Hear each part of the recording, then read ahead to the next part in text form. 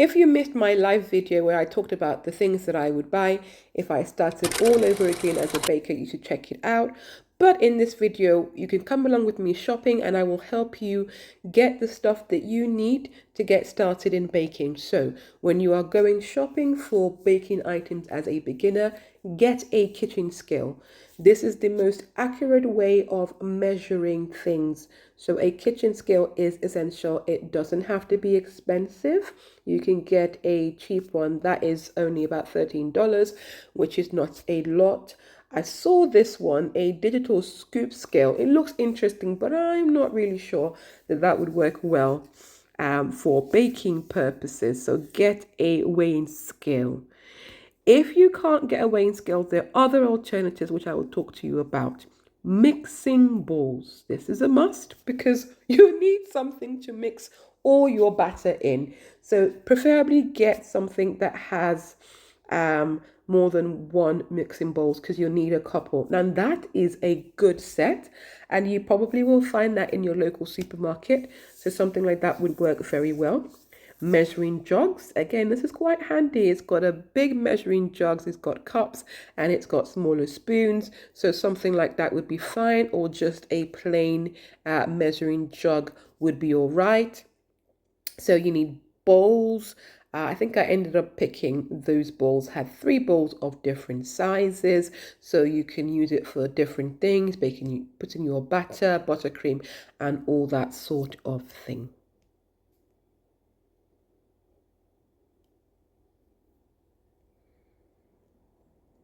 So in that goes into our trolley. So get some mixing bowls.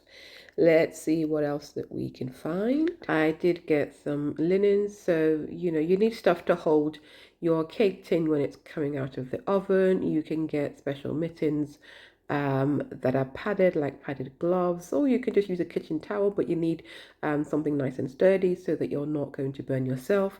An apron is a good idea because baking can get messy and you don't want to ruin your clothing when you're baking. So if you haven't got this, then get them. But if you've got them already in your kitchen, then you can use the standard one. So in goes the linen into our shopping trolley. Next, you have the measuring spoons. Like these are non-negotiable. You need them to measure your smaller ingredients like your vanilla, baking powder, baking soda, salt, and measuring cups. Now, I'm not a huge fan, but if you don't want to get a weighing scale, then you can get some measuring cups. And there are some recipes, especially the American ones, that come in cups. So having measuring cups is a good idea. You need a spatula because you're going to use this a lot to mix your batter. So in that goes into our shopping trolley.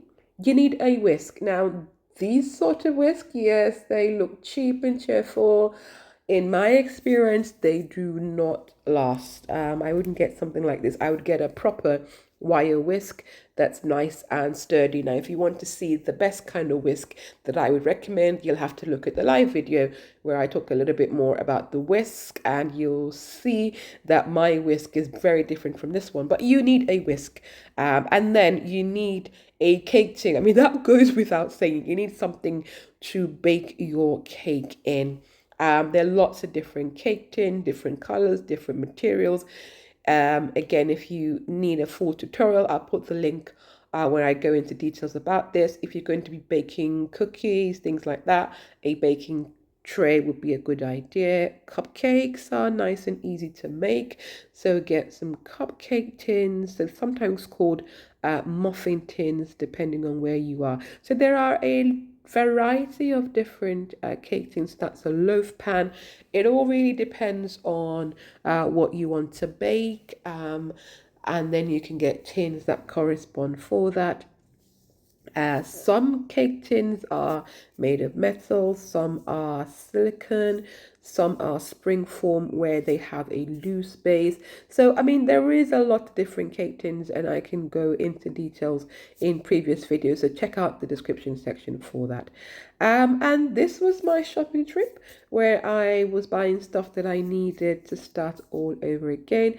But for the full details, and if you really want to go into that and know exactly what to buy, check out my live and don't forget to subscribe to DrMummyCakes.